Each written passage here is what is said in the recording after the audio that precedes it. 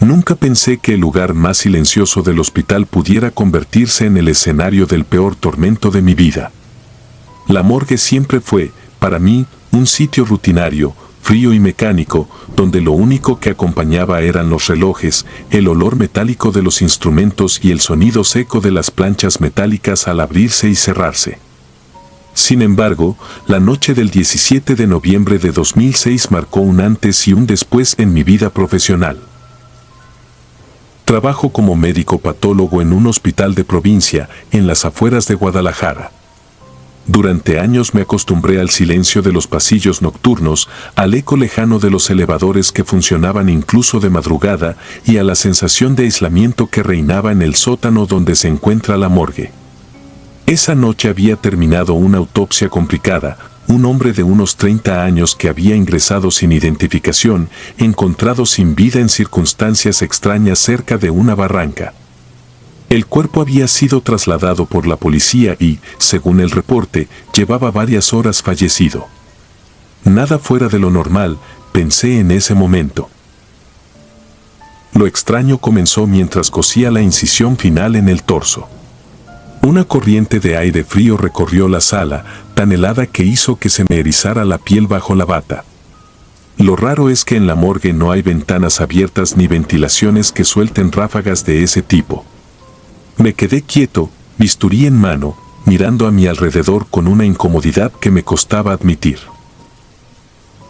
El aire volvió a soplar, más fuerte esta vez, y con él llegó un murmullo. Al principio creí que era el eco del pasillo, alguna enfermera hablando en voz baja, pero el murmullo no venía de afuera. Venía de dentro de la sala. Me acerqué al área de los refrigeradores, convencido de que mi mente me estaba jugando una mala pasada.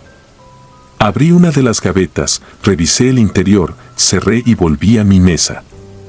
Fue entonces cuando escuché con claridad una palabra repetida, con un tono áspero y casi gutural. Dios. Dios. El murmullo se alargaba, se repetía, como si un hombre estuviera orando en voz baja justo detrás de mí. La sangre me bajó de golpe, pero no podía permitir que el miedo me dominara. Siempre había sido escéptico y había escuchado demasiados rumores de ese lugar. Pensé que tal vez era el cansancio acumulado. Seguí trabajando, forzándome a no voltear, pero el murmullo se volvió un susurro pegado a mi oído. No era ya un eco lejano, alguien respiraba junto a mí, y con cada palabra sentía el roce helado de un aliento pútrido contra mi piel. El hedor no era el típico de la descomposición, sino algo mucho más penetrante, como si la podredumbre se hubiera quedado impregnada en mis fosas nasales. Quise moverme, pero mis músculos se tensaron como si no me pertenecieran. Estaba paralizado. Lo único que podía escuchar era esa voz grave repitiendo la misma palabra, Dios. En un arranque de desesperación, solté los instrumentos y me obligué a girar. No había nadie. Solo la mesa de autopsia, el cuerpo del desconocido y las sombras extendiéndose por los rincones. Respiraba entrecortado, sudando frío bajo el cubrebocas. Traté de convencerme de que era mi mente agotada, que los rumores sobre la morgue me habían contaminado. Me acerqué al cadáver, como si confirmar que solo era un cuerpo me devolviera la calma. Pero cuando estuve frente a él, noté que su mandíbula estaba levemente abierta, como si hubiera intentado decir algo. Me incliné un poco, observando. Fue entonces cuando juraría que sus labios se movieron. No un espasmo post-mortem, no un reflejo muscular, se movieron articulando la misma palabra que había estado escuchando en mi oído. Retrocedí de golpe, tropezando con un carrito de instrumental que cayó al suelo con estrépito. El sonido metálico retumbó en el sótano y, por unos segundos, el murmullo cesó. Aproveché para correr hacia la puerta, pero al llegar, el picaporte estaba helado, como si alguien lo sujetara desde el otro lado. Tiré con fuerza hasta que logré abrir y escapé al pasillo. El hospital parecía en calma, con las luces mortecinas iluminando apenas el corredor. Me senté en una banca metálica, con la respiración descontrolada y las manos temblando. No quería parecer un loco frente a mis colegas, así que cuando uno de los residentes pasó y me preguntó si estaba bien, solo respondí que me sentía mareado. Creí que con salir de la morgue bastaría. Estaba equivocado. Al regresar a mi consultorio para guardar los reportes, el olor volvió. Un hedor nauseabundo, idéntico al que había sentido en la morgue, llenó el cuarto de repente. Cerré los ojos un instante, y ahí estaba de nuevo, el susurro pegado a mi oído, la voz grave diciendo mi nombre ahora, arrastrando las sílabas con lentitud inhumana. Abrí los ojos aterrado y vi, reflejado en la ventana, una sombra oscura justo detrás de mí. Una silueta humanoide, alta y desfigurada, con un rostro imposible de distinguir. Giré de golpe, pero la sala estaba vacía. Desde esa noche, las cosas no volvieron a ser iguales. Cada vez que bajaba a la morgue, sentía que no estaba solo. Los refrigeradores emitían golpes sordos, como si algo se moviera dentro, aunque estuvieran cerrados con llave. A veces encontraba las planchas extendidas sin explicación, con las sábanas revueltas como si los cuerpos hubieran intentado levantarse. 2 semanas después, un camillero juró haber visto a un hombre salir caminando de la morgue a las 3 de la mañana. Al revisar, todos los cuerpos seguían ahí, menos uno, el del desconocido que yo había abierto la noche del susurro. Nadie supo explicar cómo desapareció.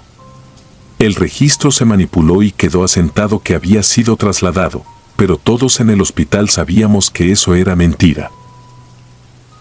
Yo mismo no volví a ser el mismo. La voz me sigue, incluso fuera del hospital. La escucho al cerrar los ojos, la siento rozando mi oído en los momentos más inesperados, siempre repitiendo lo mismo, siempre trayendo consigo ese olor pestilente que se adhiere a mi piel. He pensado en dejar mi trabajo, pero la morgue ya forma parte de mí. O yo de ella. Tal vez nunca me deje ir. Tal vez el que salió aquella noche no fue el cadáver, sino algo más. Algo que me escogió. Y ahora, mientras escribo esto, lo siento aquí conmigo. El aire en mi habitación se ha vuelto gélido y el susurro no se detiene. Ya no dice solo Dios. Ahora dice mi nombre.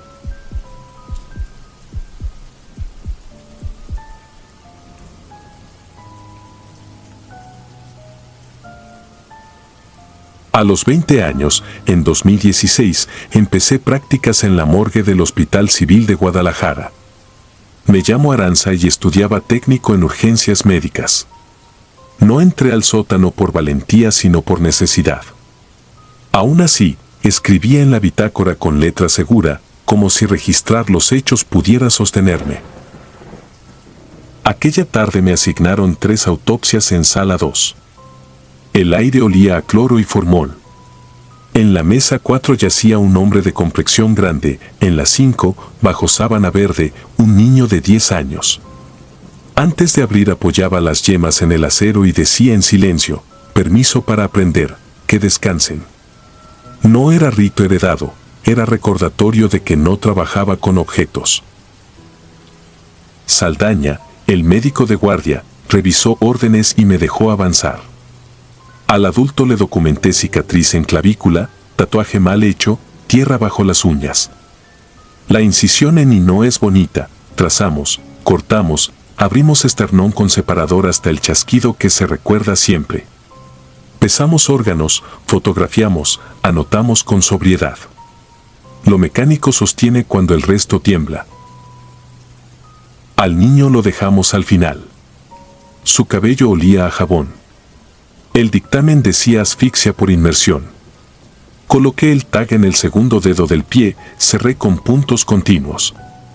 Eran las 19:02 cuando limpié mesa y suturas. Firmé con la sensación de que alguien leía por encima de mi hombro. En mi cuarto me esperaba el proyecto final, dibujar cada músculo y anotar inserciones. Encendí la portátil, café, auriculares. Deltoides, tríceps, recto femoral. A las 2:57 miré el reloj. Afuera, silencio. Adentro, el sillón junto al escritorio parecía más profundo de lo normal, una sombra que no miré porque no soy niña. No sé en qué minuto empezó, solo que tuve la certeza de que había alguien sentado. El instinto no necesita pruebas. Seguí dibujando para no abrir del todo la puerta. Con el rabillo del ojo, una forma robusta, piernas cruzadas, hombros ocupando el respaldo. Me dije cansancio. Cambié a Sartorio y Grácil. El pulso subió. Subí el volumen. Cuando la canción quedó muda un segundo, respiró a mi oreja una presencia leve, húmeda, como la de un niño que mira tu cuaderno. El cuero cabelludo se me erizó y noté un olor a cloro mojado. No giré. Entendí que mirar era aceptar. Guardé lápices con dedos torpes, ordené láminas, cerré la portátil sin guardar y dejé la música para el final, como si el sonido cuidara una frontera. Apagué y la casa quedó demasiado quieta. Crucé la sala sin volver al sillón. En el marco de la puerta, con la mano en el apagador, dije, dals descanso. Cerré y bajé las escaleras oyendo, más que oyendo, el peso acompasado de dos presencias detrás de mí. No aceleré. El miedo corre y lo que persigue aprende a correr más rápido. Subí a mi edificio y me encerré en el cuarto, espalda a la cama, manos en las rodillas. Pensé en mi madre, uno se trae huéspedes si no pide permiso para dejarlos. No soy de veladoras, pero recité, perdón si abrí donde no debía. Gracias por enseñarme. Pueden irse. Lo repetí hasta que la voz fijó pulso. Dormir no dormí. El silencio pesó lo de un hombre y un niño. No lo conté en la escuela. Seguí yendo a la morgue y mejoré en lo medible, formol exacto, cortes limpios, sutura pareja. Hacía bromas y almorzaba en la banqueta, y aún así, al cruzar el pasillo de ingreso, sentía una línea fría rozándome la espalda. Un mes después, en otro turno, aquella certeza regresó. Eran las 22:34, la sala casi vacía. Recibimos a un accidentado, tórax de herrero, manos con callos. Al destapar el brazo vi un tatuaje borroso y un gesto del pliegue del codo que ya había descrito, o eso creí. Saldaña pidió el peso del hígado. Obedecí con la atención de quien pisa cuerda floja. En la mesa contigua, una bolsa pediátrica esperaba orden. El metal vibraba muy leve. Esa noche escribí algo que no pertenece al protocolo, entre paréntesis, conceder descanso. Me lo permití como amuleto. Al terminar, dejé suecos en el cubo, guardé la bata y caminé a casa atento no a los pasos sino a los huecos entre ellos. El pasillo olía a humedad. En el segundo piso, el foco parpadeó. Quise girar. No lo hice. Sobre la mesa me esperaba el cuaderno. Me senté frente al psoas mayor. No puse música. Dejé que sonara la casa. Primero crujió el sillón. Después, el peso se acomodó, cruzando piernas invisibles. Más atrás, el roce de tela bajita. No aparté la vista. Dije, gracias por acompañarme. Hoy no puedo. El aire tardó en volverse respirable.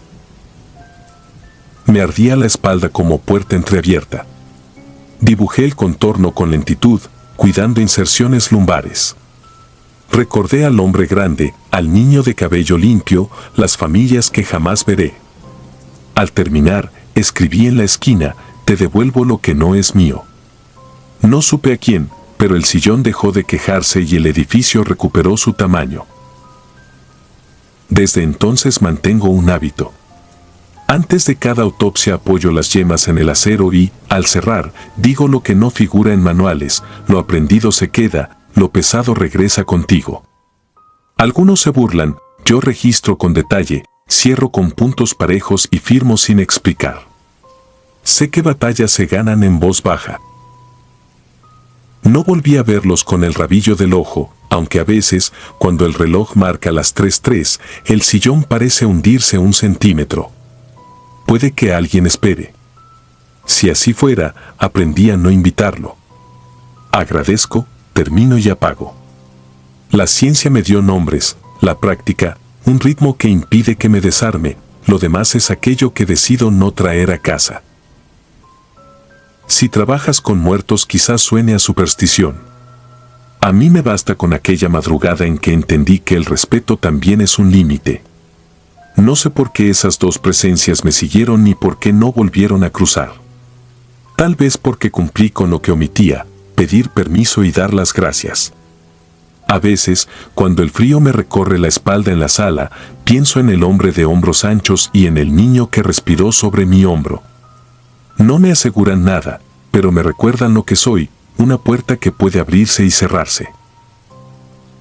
Hoy sigo en la morgue, ya como paramédica adscrita a patología. He visto de todo y sigo escribiendo con letra firme. Si la sala se agranda y los zumbidos del refrigerador callan más de lo normal, apoyo otra vez los dedos en el acero. No pido milagros. Pido permiso. Agradezco. Y sigo.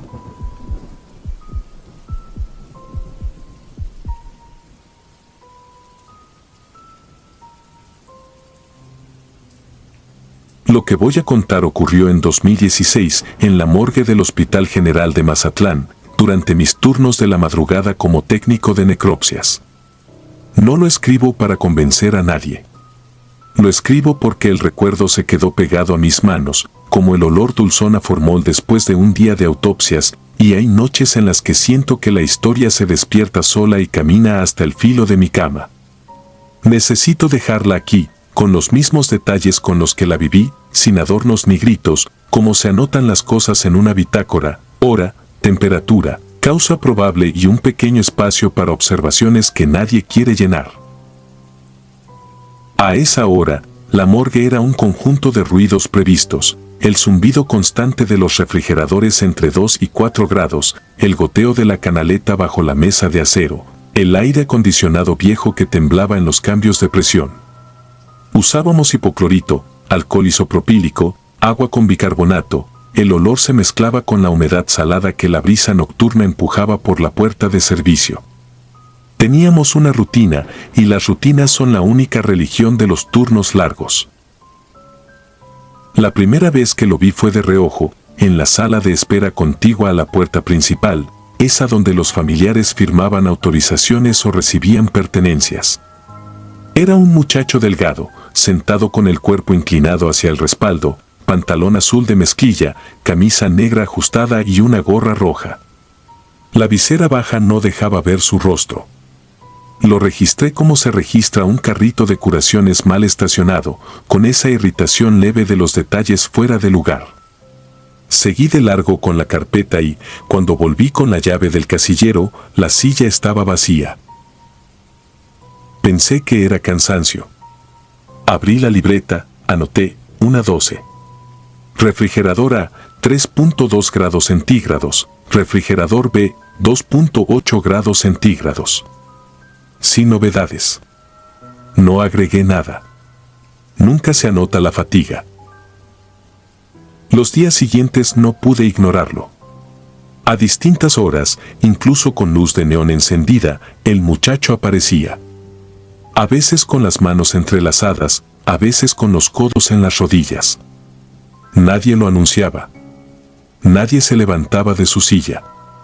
La puerta principal permanecía cerrada por dentro, el botón magnético encendido.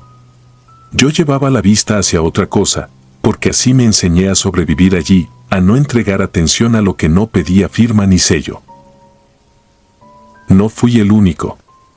Rosa, conserje de la madrugada, dejó su cubeta a media pasada y regresó pálida, y sin decirlo dejó de trapear ese cuadrado exacto frente a la sala de espera.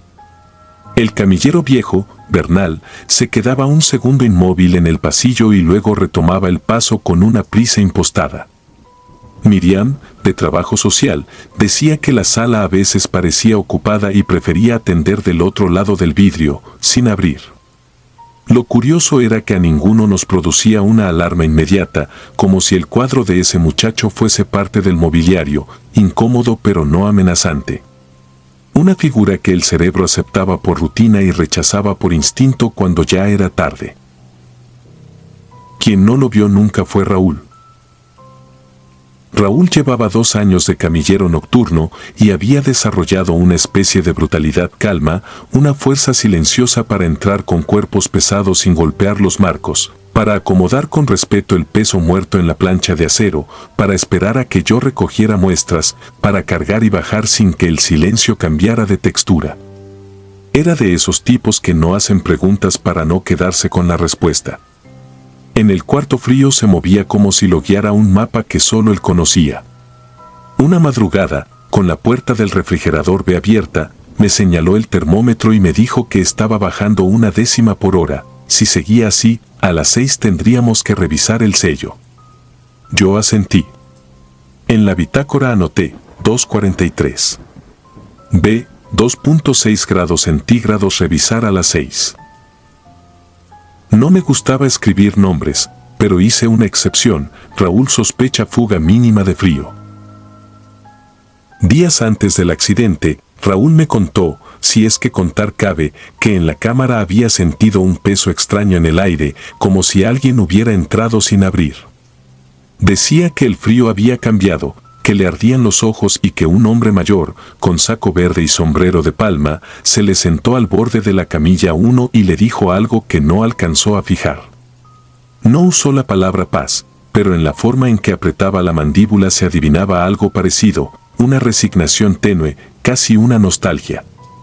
Yo no le respondí. Abrí el cuaderno y sumé otra línea, 3:10. Raúl refiere percepción anómala. Sin evidencia. El hombre del sombrero solo lo visitó a él y la sala de espera siguió mostrando, a ratos, al muchacho de la gorra roja. Empezaron a ocurrir cosas pequeñas, precisas. El sensor de movimiento del pasillo se activaba cuando todos estábamos inmóviles, el reloj digital de la sala se detenía en minutos impares, en las cámaras de seguridad. La de la puerta principal quedaba con una banda horizontal más oscura, como si algo rojo saturara el color y el aparato lo aplastara para protegerse. El jefe de mantenimiento vino, hizo pruebas, cambió cables, chasqueó la lengua y se llevó la grabadora. La devolvió con un listo y un olor pastoso en las manos. El último día de Raúl fue sábado. Afuera, la ciudad rugía por una carrera de motos en la costera. La radio del hospital transmitía un choque cada cierto tiempo y el teléfono de la ambulancia no paraba de vibrar. En la morgue, el frío se sentía correcto. El refrigerador B marcaba 2.9 grados centígrados. Yo había apilado guantes, hojas de registro, marcadores permanentes. Por rutina, dejé listas 3 etiquetas de pie, dirección, hora de ingreso, número de expediente. La noche prometía trabajo. A las 23:17 sonó el timbre de servicio. Era la ambulancia. Entraron con un cuerpo cubierto por sábana azul. Lo bajamos en coordinación conocida, conteniendo el peso para no lastimar la espalda.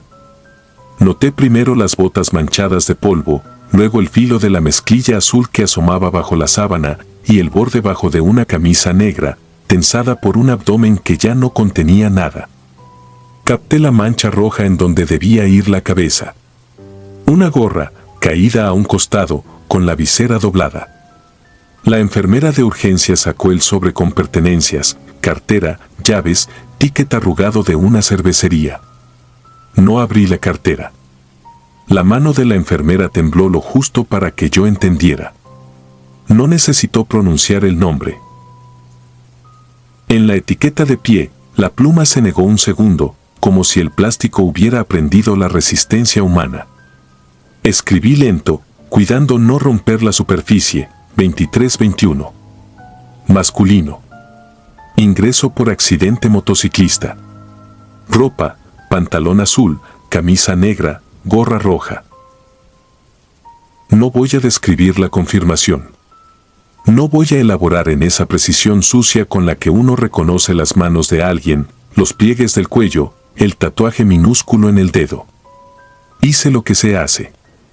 Revisé signos evidentes, anoté lesiones visibles, entregué pertenencias.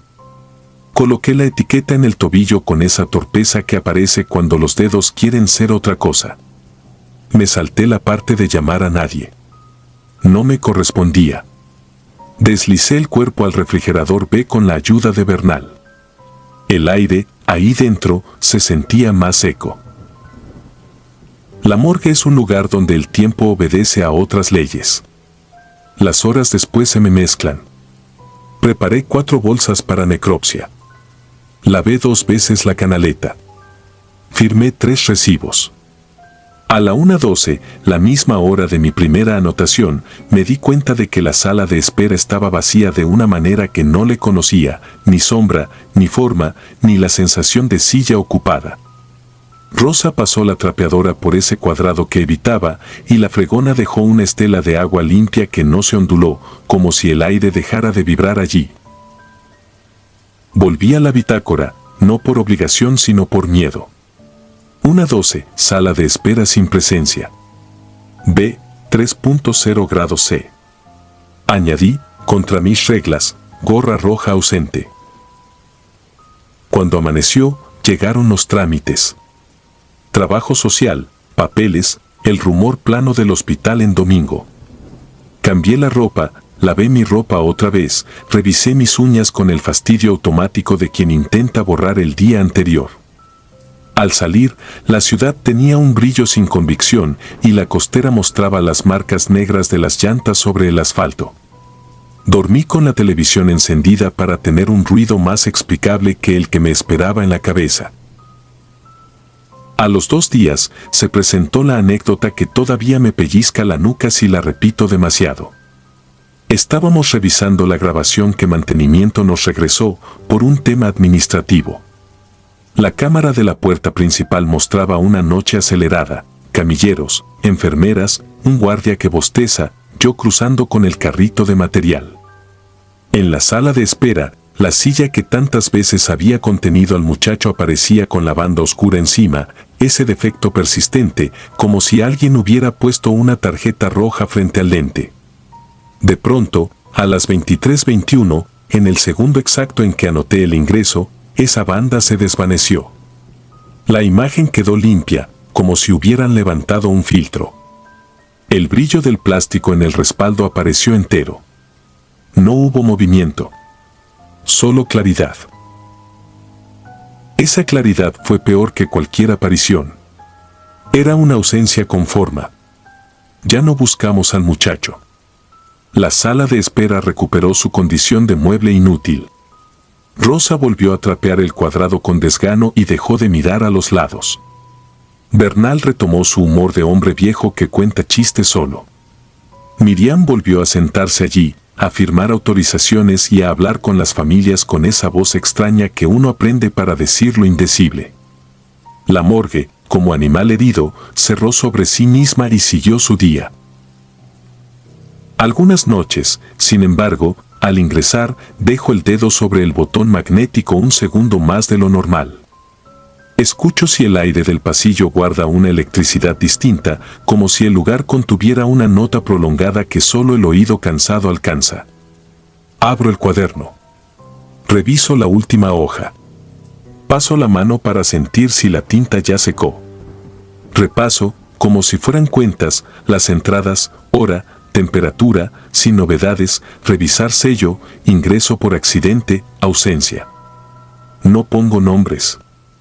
No pongo el de Raúl, aunque su sombra se siente a veces en mi hombro cuando abro el refrigerador B y un frío más seco me respira en la cara. No nombrar es una defensa inútil, pero de noche todo lo inútil nos parece urgente. Me han preguntado si creo que el muchacho de la gorra roja era Raúl anticipado, una figura que llegó a ocupar su espacio antes de que lo trajeran. No tengo una respuesta. En la morgue uno aprende que las cosas pasan con y sin nosotros, que la materia agarra rumbos que no pedimos y que el lenguaje es un vendaje que apenas cubre. Pienso, con más frecuencia de la que admito, en el hombre del saco verde y el sombrero de palma. En esa visita breve que nunca pude confirmar, en esa frase que a Raúl se le escapó. A veces imagino que fue un aviso, no de muerte, sino de orden. Toma tu lugar, siéntate, deja de estar de pie en pasillos ajenos. En la bitácora, última página del turno, dejé escrita una sola línea que no supe a quién iba dirigida: siéntate y espera. Luego cerré el cuaderno y apagué la luz. Afuera ya era de día. Adentro, el frío mantenía su disciplina perfecta y el sonido del refrigerador era el mismo de siempre, un zumbido que no pregunta, que no recuerda, que solo sostiene. Yo, por mi parte, seguí con la rutina, porque también es una forma de estar sentado. Y porque, en la morgue, la única paz posible es aceptar que algunas presencias vienen a ocupar la silla antes que sus dueños y que nuestro trabajo es registrar la hora exacta en que se levantan. Antes de continuar, si disfrutas de mi contenido, deja tu like y suscríbete, ayudarías mucho.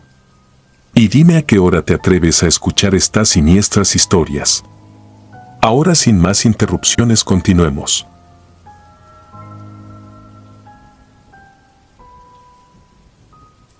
No me gusta recordar esas noches, pero desde 2016 arrastro un peso que no se disipa ni con trabajo ni con fe. Yo tenía 23 y llevaba apenas 8 meses como técnico en necropsias en el Servicio Médico Forense de Mazatlán. El edificio no era antiguo, pero estaba plantado sobre un lote que antes fue taller de máquinas y, mucho antes, entierro improvisado de marineros durante una epidemia. Decían que cualquier terreno cerca del mar guarda huesos y uno cava lo suficiente. Nosotros no cavábamos, abríamos. Y el olor metálico, dulzón, se pegaba al paladar y a los sueños.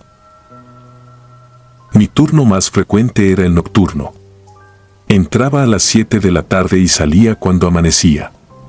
A esas horas el CEMEFO se contraía a lo indispensable: la sala de recepción pegada a la puerta principal, la oficina con su reloj de pared que marcaba los minutos con un chasquido seco, las cámaras frías con las gavetas de acero, la plancha, la sierra Striker, la charola de instrumentos en fenol, la bitácora en la que se asentaba cada entrada. El resto del mundo quedaba lejos, como si el edificio viajara a otra costa. Lo que cuento empezó en septiembre. La primera vez lo vio Chela, que entonces llevaba 14 años en el servicio y no conocía el miedo, o lo había maquillado tanto que ya parecía rutina. Entró a la oficina a firmar un ingreso y se detuvo en seco. En el sillón de vinil, ese que queda justo de frente a la puerta principal, estaba sentado un muchacho. Ropa de trabajo azul, botas llenas de costra blanca como sal, una gorra gris que le bajaba la visera hasta casi taparle los ojos. No se movía. Chela cruzó para ir a la cafetera pensando que era familiar de algún levantamiento. La regla era clara: nadie se sienta ahí sin autorización. Cuando el cerebro le alcanzó para amarrar ideas, volvió la vista, prendió la luz de la sala y el sillón estaba vacío. No había ruido de puerta, ni sombra, ni rastro. Al día siguiente, lo vio Dania. 2 noches más tarde, lo vi yo. Lo curioso es que todos lo percibíamos del mismo modo, sin detalles de rostro, con la gorra siempre baja, con las botas húmedas de sal. Entre nosotros nos jurábamos que no estábamos sugestionados. Lo escribimos en la bitácora con vergüenza, sin palabras grandes, para que quedara constancia de las pequeñas: se observa persona en sillón. Se procede a verificar puerta. Sin novedad.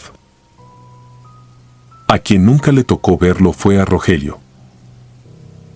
Rogelio tenía 32, barba siempre mal rasurada y una paciencia que nos salvó de errores. Era el que llamaban cuando había que lijar, cuando una clavija no encajaba, cuando el ventilador de cámara 3 hacía un zumbido distinto al de la semana pasada. Firme, con mano segura sobre la plancha y voz baja al enumerar heridas. Una vez, entre el vaivén de un martes a las 3, dijo que el muchacho del sillón sería un eco de alguien que no hemos recibido. Lo dijo con tal normalidad que me molestó. Habíamos visto cosas feas, sí, pero distraer las horas con supersticiones no formaba parte del protocolo. Esa noche entraron 3 cuerpos. Una mujer atropellada, un hombre robusto con múltiples contusiones, un adolescente de 11 o 12, mal amarrado a su última cobija. A mí me tocó empezar por el menor, etiquetar, fotografiar, verificar integridad, depositar pertenencias en sobre. Antes de incidir, me detuve como siempre, un instante en silencio, mero gesto privado que nadie me enseñó, y pensé que nada era justo. Afuera llovía apenas, suficientes gotas para rebotar en las láminas de la techumbre y adherirse a los cristales. El reloj del pasillo soltó 3 chasquidos profundos. El ruido de la Striker, en otra sala, vibraba como si la estuviera sosteniendo yo. A la 1 de la mañana, Dania vino a avisar que la cámara de vigilancia de recepción había grabado algo extraño. No nos gusta ver los monitores cuando hay movimiento, a esas horas cualquier reflejo multiplica sombras. Aún así, nos paramos frente a la pantalla. La imagen, granulada, enseñó la sala con su sillón de vinil. La puerta principal cerrada. Y el muchacho. Giró apenas la cabeza, no lo suficiente para enseñarnos la cara, y pareció fijarse en la cámara. El reloj marcaba 1 hora 17 minutos y 39 segundos cuando la imagen se llenó de estática. Al volver, el sillón estaba vacío. Glitch, dijo Rogelio. Nadie contestó. Apuntamos la hora en la bitácora y seguimos. A las 3:05 me quedé solo en el vestidor. Me senté en la banca de madera con el overol húmedo de sudor y cloro. Bajé la frente y sentí que caía en un pozo corto. El chasquido del reloj se mezcló con el hum de cámara 3. Y entonces alguien se sentó a mi lado. Fue un peso muy leve, casi una compasión. Vi unos pantalones de manta, unas manos nudosas apoyadas sobre los muslos. Un sombrero de palma. No olía a nada. La respiración no era de muerto. No era tampoco de un vivo apurado. Mecánica, tranquila, como el mar cuando lo miras desde lejos. Se inclinó y me dijo algo al oído. No recuerdo la frase. Lo que me quedó es un hueco de paz, una paz que me avergonzó, que sentí que no me correspondía. Parpadeé y ya no había nadie. Me levanté con la boca seca. Fui al lavabo. Me miré en el espejo. Los fluorescentes zumbaban como insectos grandes. A las 3:38, un golpe sacudió la plancha de la sala contigua. Salimos. La bandeja de acero donde colocamos instrumentos estaba en el suelo. Nadie la había tocado. En la mañana, Rogelio fue al malecón a arreglar un asunto de su moto. Eso lo supe después. Yo me fui a casa con el olor pegado a las manos y esa frase olvidada clavada en donde duermen los recuerdos urgentes. Dormí poco. Me despertó el teléfono de Chela a las 11. La voz no necesitó elegir palabras, hubo impacto, un camión y una moto, 2 cuadras de donde ponen los puestos de mariscos. Rogelio estaba en urgencias. Luego, no estaba. Me senté en el piso, junto al refrigerador. El reloj de la cocina, que nunca suena, sonó 3 veces. En su velorio noté lo que nadie debió decir en voz alta, pero varios pensamos. Llevaba puesto un overol azul limpio, la misma marca que usábamos en el CEMEFO. A los técnicos nos dan uno para el trabajo y cada quien tiene el suyo para la casa, por si hay que entrar a horas raras. El suyo era de esos, con un remiendo en el borde del bolsillo. Alguien le había colocado su gorra gris, la de visera baja. Tapaba la frente como si protegiera a un dormido del sol. No supe dónde mirar. Regresé a trabajar 2 noches después. La sala de recepción olía a cloro y a mar viejo. El sillón de vinil estaba vacío. Nadie, en semanas, volvió a ver al muchacho. El video de la cámara mostraba una sala normal, sin estática. Miré la bitácora, La letra recia de Rogelio llenaba las líneas de días pasados, con esa forma suya de enumerarlo todo. Cámara 3, zumbido normal. Ventilador del vestidor, ajustar. Cierra, cambiar abrasivo. Fui hasta cámara 3. Apoyé la mano en la puerta. El metal devolvió un frío limpio. Por la ventanilla se veía el pasillo de gavetas, sin nada extraño. El seguía siendo el mismo. Esa madrugada recibimos un levantamiento de carretera. En la charola, al revisar un manojo de llaves con etiqueta de motel, encontré una tarjeta con una palabra impresa al reverso, mojada, casi borrada, aviso. La metí al sobre de pertenencias, registré todo como debía. No creo en los mensajes escondidos, me dije. No creo en el destino. Creo en la cadena de custodia, en la navaja nueva, en la forma correcta del nudo cuando se cierra la bolsa. Pero cada que el reloj soltaba su chasquido, recordaba la sensación de esas manos nudosas en la banca, ese peso mínimo a mi lado, ese hueco de paz que no he vuelto a sentir. Pasaron meses. Por temporadas llegaban historias. Una gente que juraba haber escuchado pasos ecos al final del pasillo, como si alguien arrastrara botas con sal, una practicante que dejó un vaso con agua en la oficina y, al volver, encontró en el vidrio el círculo perfecto de una visera.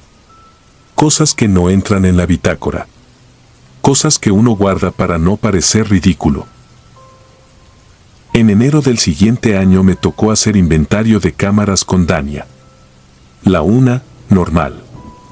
La 2, sin novedad. Al abrir la 3, el vapor nos nubló los lentes. Una ráfaga fría nos dejó el dorso de las manos ardiendo. En la pared posterior, a la altura de los hombros, había un semicírculo de escarcha como un gesto de saludo, una visera dibujada por accidente, eso pensé para no hacerme daño. Dania respiró hondo, no dijo nada. Cerramos. Anoté limpiar escarcha, nada más. A la salida, ya con cielo claro, me quedé un momento en la sala de recepción. El sillón brillaba con su vinil nuevo, porque lo habían cambiado después de la muerte de Rogelio, como si cambiar un objeto borrara el eco de una imagen. Me senté. No había nadie. Se oía el tránsito lejano, las voces de los primeros vendedores de ceviche. Me vi reflejado en el vidrio de la puerta, overol azul, ojeras, mano que tiembla apenas cuando no duerme. No llevaba gorra. Tuve la necesidad absurda de cubrirme la frente, de bajar una visera, de protegerme los ojos del sol de Mazatlán, intenso hasta cuando se asoma. Me levanté. Fui a la oficina. Tomé la bitácora y escribí, por primera vez desde lo de Rogelio, algo que no tenía que ver con metal ni con horarios, si hay aviso, que baste. A veces pienso que el muchacho era Rogelio antes de serlo. Un reflejo de lo que iba a pasar, sentado en nuestro sillón, esperando que aprendiéramos a leer. Otras veces prefiero creer que cada muerte deja un eco que viaja con prisa y se sienta donde puede, en lo primero que encuentra, para mirar un lugar que va a extrañar. En noches muy silenciosas vuelvo a sentir el peso ligero en la banca de madera y trato de atrapar la frase que me dijeron al oído, siempre se me escapa, como el frío de cámara 3 cuando uno abre la puerta solo un segundo y cree que aguantará. No escribo esto para convencer a nadie. Escribo para vaciar la cabeza y que el reloj, por unos minutos, deje de sonar. Si un día, a la hora exacta en que el edificio se contrae, alguien más ve a un muchacho con botas de sal y visera baja sentado en el sillón, que no corra, que no se acerque, que no toque la puerta. Que apunte la hora, que respire. Y si un viejo de sombrero se sienta a su lado con manos de manta y le dice algo, no busque recordar las palabras. Hay mensajes que no necesitan lenguaje. Hay avisos que solo quieren que uno esté despierto. Y hay cámaras frías que guardan más que cuerpos. Nadie volvió a ver al muchacho después de enero. El sillón ha tenido manchas y fundas nuevas. El reloj cambió de pared. La Striker canta igual. En la bitácora, mi letra ya no tiembla. A veces, cuando el mar se oye fuerte desde el malecón, me parece que en el vidrio de la puerta se dibuja un borde de visera. Sonríe un segundo, quizá. No lo sé. Quizá solo soy yo queriendo encontrar en el frío alguna forma de perdón.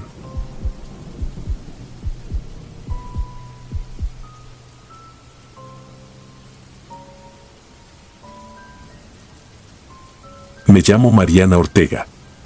Tenía 27 años cuando acepté cubrir el turno nocturno por un mes en la morgue del Hospital General de Durango. Era 2017. Tenía práctica con la formalina, con el instrumental y con las listas de verificación, pero no con el silencio que cae después de medianoche, ese que no pesa como una manta, sino como un metal frío sobre los hombros. Esa primera semana la bitácora fue sencilla: ingresos por accidentes, un paro cardíaco, un homicidio con arma blanca. Etiqueté bolsas, confirmé tobilleras, revisé temperaturas de cámaras. Ritual básico: guantes nuevos, mascarilla, una oración corta que mi abuela me enseñó, no por fe, sino por costumbre. Me repetía que el respeto organiza la mente cuando el cuerpo tiembla sin permiso.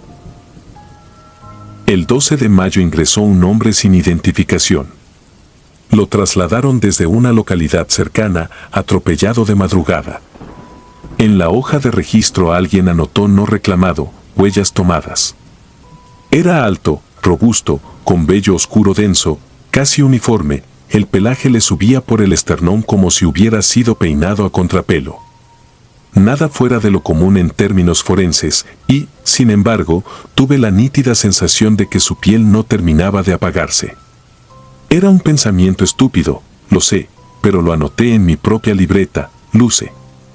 Activo. Lo puse entre comillas para burlarme de mí. A partir de esa noche, la morgue cambió de respiración.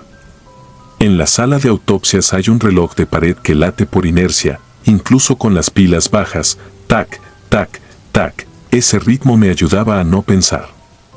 Pero cuando yo entraba, el tac-tac parecía hundirse, hacerse lento, como si la aguja tropezara con algo. Las lámparas de plafón emiten un zumbido tenue que uno acaba por olvidar. Empecé a escucharlo. Y las cámaras, con su compresor regular como un animal dormido, comenzaron a apagarse por segundos, a retomar, a suspirar. La segunda noche con el no identificado, me quedé sola a las 2 de la mañana. El guardia salió a fumar y el camillero se fue a urgencias por una transferencia. Ese fue el momento en que, sin motivo, se encendió la luz del lavabo. Era la luz más terca del edificio, difícil de encender incluso cuando la necesitábamos. Brilló sobre el acero como una grieta blanca y reflejó mi silueta en el vidrio de las alacenas. Me acerqué para cerrarla, el interruptor ya estaba en off. La apagué presionando 2 veces. Se volvió a encender, lenta, obediente a otra mano. No soy de gritar. Anoté: falla eléctrica. Reportar mañana. Lo escribí con esa letra apretada que uso cuando me siento observada. Me di valor repasando el checklist: cuchillos, sierras, gubias, pinzas, hilo y aguja, todo limpio, todo en su sitio. Abrí la cámara 3 para inspeccionar sellos. Un soplo de aire frío se me pegó a los párpados. Cuando cerré, juraría que escuché respirar del otro lado, como el vapor opaco que se forma sobre un vidrio, solo que allí no había vidrio. Había acero. A la tercera noche me tocó autopsia temprana. A las 23:47, el médico llegó tarde y malhumorado. Yo ya tenía el cuerpo preparado, lavado, desinfección y la mesa inclinada. El hombre no identificado seguía sin nombre y sin familia. El doctor me hizo una seña: fue un procedimiento sin sobresaltos. Costillas cerradas, vísceras por orden, bolsa de vísceras, muestras. Mientras suturaba el esternón, escuché un murmullo. Me pareció que era el médico, pero al voltear lo vi con la boca apretada, concentrado en la aguja. El murmullo no era español, no era inglés, tampoco latín de misa. Era una secuencia cadenciosa, como si alguien recitara un rezo muy antiguo con la lengua pegada al paladar. Fue breve. Parpadeé y se acabó. No dije nada, nadie quiere ser la técnica que oye voces. Para entonces yo ya sospechaba que el reloj de pared y esa lengua ajena estaban conectados a mi nervio más frágil. Intenté racionalizar, estrés, cafeína, la estúpida costumbre de rezar. Me prometí cambiar rutinas, no mirar mi reflejo en el acero, no contar pasos entre la sala y las cámaras. Al final, la morgue le impone aún a sus números. La cuarta noche llegó con lluvia. Esa lluvia menuda de Durango que parece polvo húmedo y se escurre por los respiraderos. En el pasillo, las lámparas formaban charcos de luz amarilla. Hice una ronda, candados, puertas, carros de traslado. Cuando pasé junto a la cámara 3, escuché un golpecito. Seco, tímido. Pude fingir que era dilatación del metal por el frío, pero no cuando se repitió con un ritmo de 3. Mi abuela decía que los muertos llaman de a 3. Abrí la puerta en automático, desde la mitad del gesto. El aire me mordió las encías. Adentro, sobre la bandeja, el cuerpo del no identificado. Nada fuera de lugar. La etiqueta blanca en el dedo, el vendaje oscuro en el esternón. Cerré. El metal devolvió mi cara pálida, una máscara que no quería mirarme. Volví al escritorio. Tomé la bitácora. Escribí, golpes en C3. Probable contracción de bandeja. Me obligué a describirlo en términos de objeto, como nos enseñaron. Y lo logré, hasta que vi la orilla de la hoja húmeda. No goteaba agua de mi cabello ni de mi ropa. La humedad se formaba desde el centro del papel, como si una gota cayera del aire y atravesara la página sin tocarla. Enseguida comenzó el olor, no era formalina, no era desinfectante, no era sangre. Era un olor animal, denso, tibio. Me recordó a los perros mojados en el rancho de mis tíos, pero multiplicado, más terroso, más antiguo. Me levanté con la intención de recorrer el pasillo y abrir todas las ventanas. No hay ventanas en la morgue. Lo olvidé. Y entonces la escuché de nuevo, la oración en ese idioma. Esta vez venía de varios lugares a la vez, como si las paredes lo repitieran. Repare en que el compresor de la cámara 3 se apagó y el de la 4 tomó su sitio y luego el de la 2. La sala sonaba como un órgano con tubos encendiéndose uno por uno. El reloj se detuvo en las 2:13. La aguja de los segundos se quedó clavada. Yo también. Cuando mi cuerpo por fin reaccionó, caminé hacia la luz del lavabo, que volvió a encenderse sola y me reveló algo que no había querido mirar, las huellas en el piso. No eran huellas de zapato ni marcas de camilla. Eran marcas ovaladas, con almohadillas más claras en el centro, repetidas en pares como zarpas, pero más largas. Salían de la puerta que da al patio de servicio, siempre cerrada, y se detenían frente a la cámara 3. Se detuvieron, sí, como quien espera. Dije mi oración de siempre sin voz. Puse la mano sobre el acero. Sentí vibración, un vibrato finísimo. Alguien cantaba allí dentro, con la frente pegada al acero desde el otro lado, como si el rostro rozara la puerta con cada sílaba. Me dio fiebre en segundos. Quise llamar al guardia, su radio estaba sin batería. Me vi a mí misma levantar el pestillo. No lo hice. Me giré, tomé cinta adhesiva y crucé la puerta con 2 tiras, pura caricatura de control.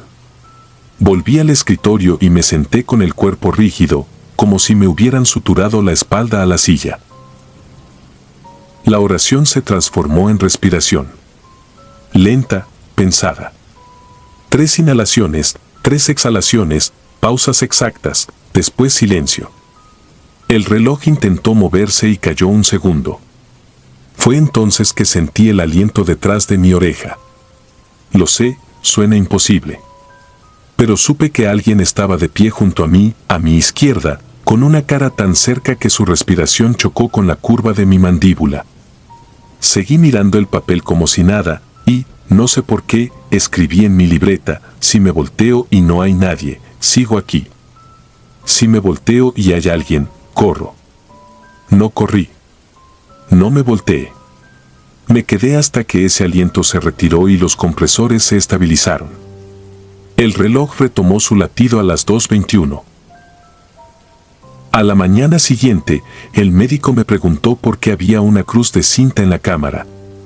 Respondí que me había sentido indispuesta y no quería que nadie abriera. Me miró con una mezcla de fastidio y afecto, esa que reservan los que ya se creen inmunes a todo. Hoy se va el no identificado al panteón municipal, dijo. Sentí alivio. Era ridículo sentir alivio por un cuerpo que debía ser como cualquier otro. El coche fúnebre se retrasó por papeleo. La bolsa quedó sobre la mesa de traslado con una sábana encima, lista para firmar y entregar. Yo me hice tonta, organizando frascos, llenando etiquetas, rehuyendo esa mesa como si fuera un animal paciente. A las 11, el conductor tocó la puerta. Firmamos. Cuando jaló la camilla, la sábana se deslizó y dejó ver el rostro por un segundo. Tenía la boca entreabierta, los labios secos. Lo que me paralizó no fue su gesto, sino la marca clara alrededor de la nariz, de un vaho ya evaporado, una aureola seca, como si hubiera estado respirando allí dentro. El conductor no vio nada. Yo volví a poner la sábana, firme, y empujé. Esa noche no trabajé. Pedí cambio de turno. Dormí con las cortinas cerradas, la ventana trabada, el celular en modo avión. Creí que se me pasaría con sueño y pan dulce. Pero cuando desperté hubo una certeza esperándome al pie de la cama, sentada como una persona paciente. No era un algo de la morgue. Era un alguien que me miró a los ojos. A partir de entonces, lo escuché en lugares que no tienen acero. En la fila de la farmacia, una mujer detrás de mí murmuró con ese mismo compás de sílabas imposibles. Cuando volteé, movía los labios como quien se moja con su propia lengua una oración que no puede compartirse. En la sala de espera del hospital, el reloj se atrasó 8 minutos mientras lo observaba. En mi departamento, el espejo del baño se empañó con 2 soplos cuando no había ducha prendida. Un mes después, el administrador me llamó, la familia del no identificado apareció. Había nombre, había pueblo, había una hermana. Quise ir al entierro. No fui. Me quedé en casa, sentada frente a mi libreta, repitiendo lo único que me ha sostenido desde entonces: la muerte se guarda secretos, pero el silencio los entrena. Y el mío, ahora, ya aprendió el idioma. No sé si fue parálisis del sueño, sugestión por el turno, o un ritual antiguo que encontró un hueco en mi cabeza cansada. No tengo fechas exactas, no tengo pruebas. Tengo esta bitácora con mi letra apretada, la marca de cinta que nadie recuerda, el olor animal que todavía distingue mi cuerpo aunque la mente lo niegue. Si me preguntan por qué escribo, diré lo mismo que le repetía a mi abuela para que me dejara acompañarla al panteón: quiero ver para creer. Y vi algo que me miró de vuelta, respirando desde el frío. El reloj de pared de la morgue marca la hora correcta otra vez. A veces paso por el pasillo para comprobar, por puro masoquismo. Si me detengo en silencio, puedo notar un detalle que la prisa borra: ese tac-tac no viene solo del reloj. Viene del metal, de las cámaras, de una mesa que ya no está ocupada. Como si alguien, del otro lado, hiciera palanca con la yema de los dedos. 3 golpes, pausa, 3 golpes. Yo sigo de largo y aprieto la libreta bajo el brazo, para que no se abra. Ya aprendí que el acero conserva el frío, lo demás, lo conserva la mirada. Y la mía no vuelve a abrir la puerta. Nunca más. Si disfrutas de los relatos, te invitamos a apoyarnos con un like y un comentario, ya que eso nos ayuda muchísimo. Además, si aún no estás suscrito o suscrita, te animamos a formar parte de la comunidad del terror. Muchas gracias por escucharnos y por tu apoyo.